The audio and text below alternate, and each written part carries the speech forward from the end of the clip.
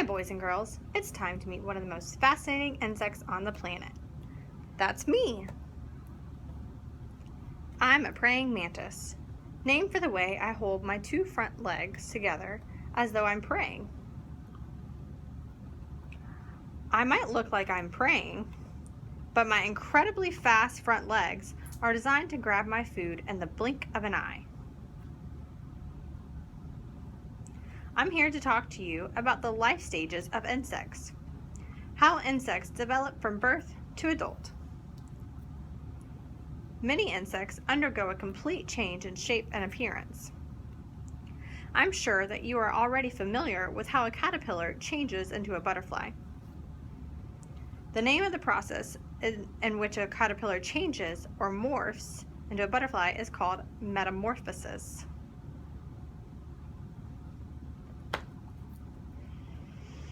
Insects like the butterfly pass through 4 stages in their life cycles: egg, larva, pupa, and adult.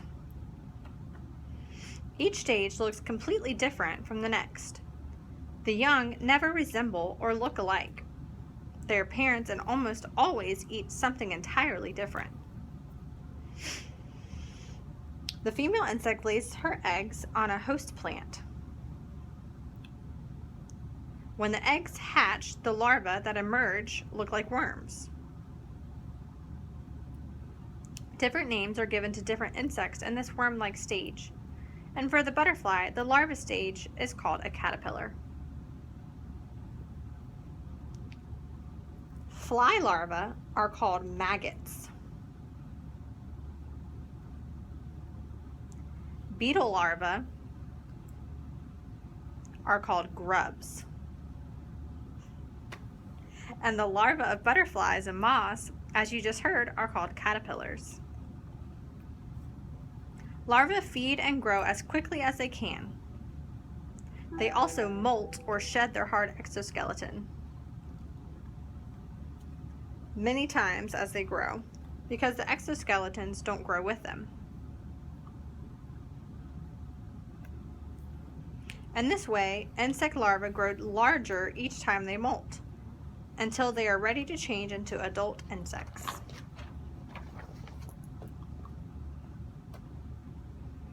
Once the larvae have eaten all that they can eat, they take a break. Sometimes people can call this next stage a resting stage, but the larvae are hardly resting. A larva often spins a cocoon to protect itself during the pupa stage.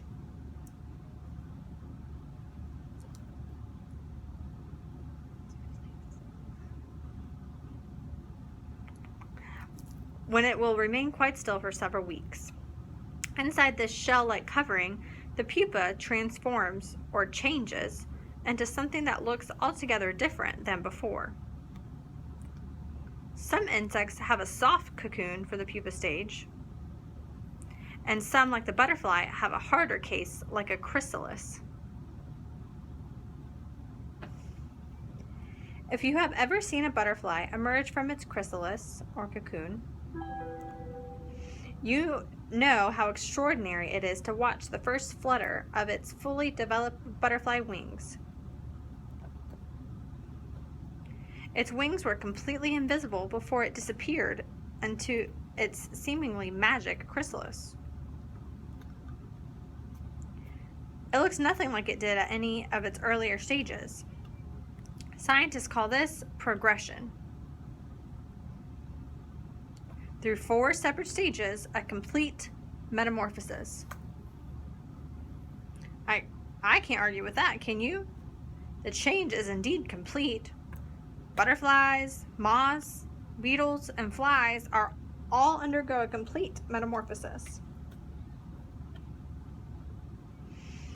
But not all insects change so completely.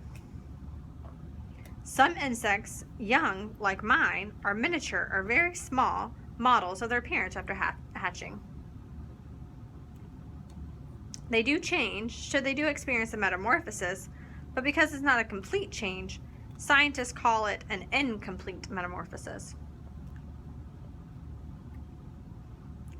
Just like you, the young start off as a smaller version of what they will end up being.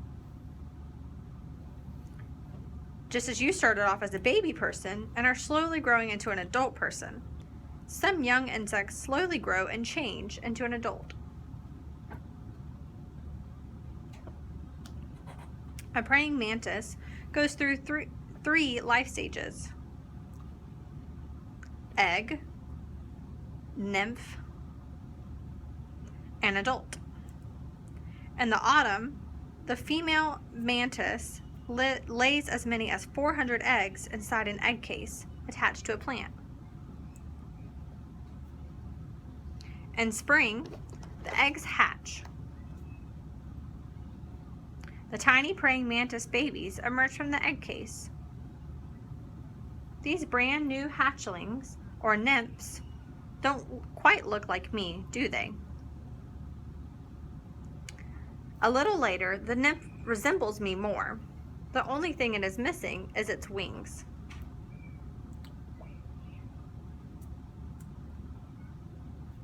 Even though you can't see them yet, there are tiny developing wing buds. These nymphs eat the same sorts of food as I do as an adult praying mantis: flies, aphids, moths, and other insects, just smaller. Let's take a close look at one of these nymphs. Can you tell at this stage that it is an insect? Can you find its head? How many legs are on its thorax? Can you see how many pairs of wings it has? Is there a third section as well? What's that called? What is the outside skeleton of an insect called? Right, an exoskeleton. The baby insect, or nymph, is born with an exoskeleton. But these hard, non-living coverings do not grow with the growing praying mantis nymph. As the nymph grows, its exoskeleton splits open.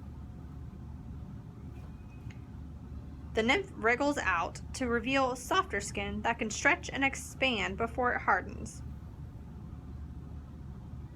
It molts its exoskeleton again and again, growing a new one as many as 10 times before it reaches adulthood.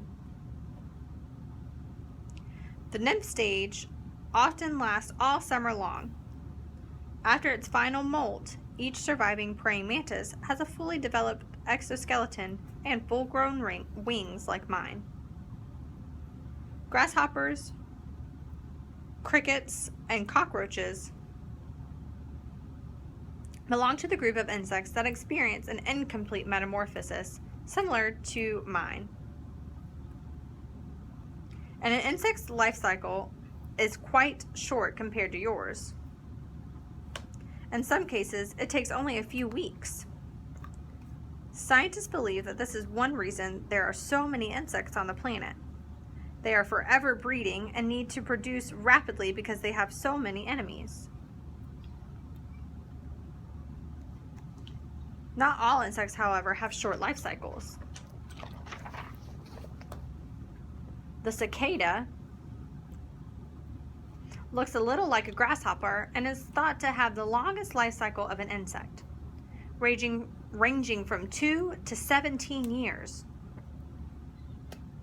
The adult cicada lays her eggs on twigs.